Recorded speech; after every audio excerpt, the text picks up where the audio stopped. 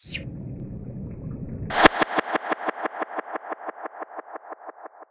I'm Steve. You can call me Steve. As I'm making this video in March 2020, the coronavirus outbreak is in its early stages. If you're watching me several years down the road, it means we didn't all die and the internet didn't collapse, so hooray! Anyway, amidst all of the hysteria and misinformation was a minor story about the name coronavirus affecting the sales of Corona beer. Let's take a look at that, shall we? First off, it looks like the entire story is false. A PR firm ran a poll asking Americans about Corona beer, led them through a chain of association trying to link it with the coronavirus, then asked if they would buy Corona under any circumstances now.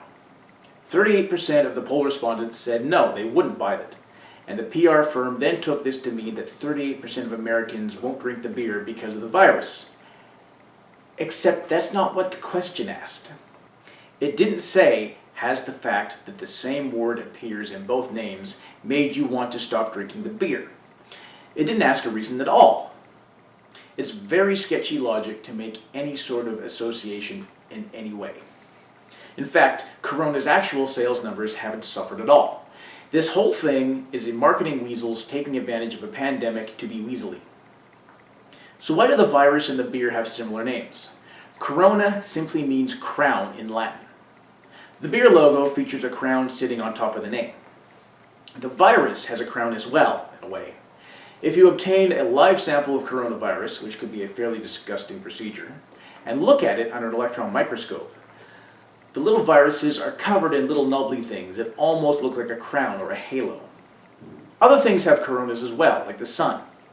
The sun is a big ball of flaming gas, and its corona is a halo of plasma streaming off it.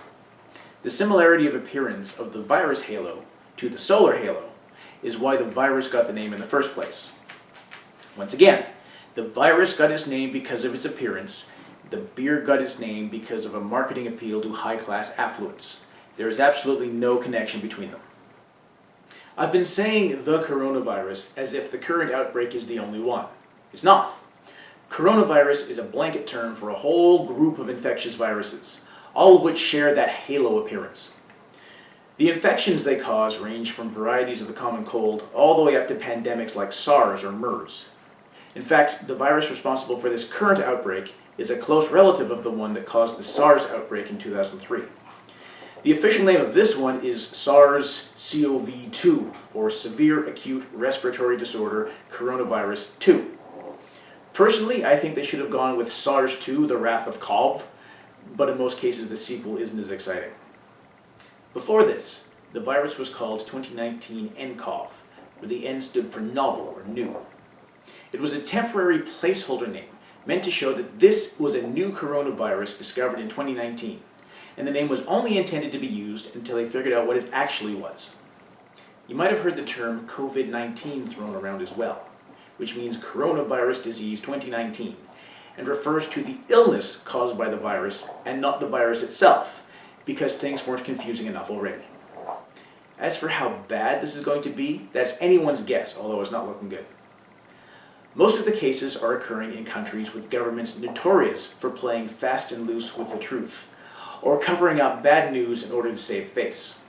In the West, two of the most influential countries, who should be taking a leading role in battling the pandemic, are currently led by incompetent mouth breathers more concerned with enriching themselves than doing anything to help people.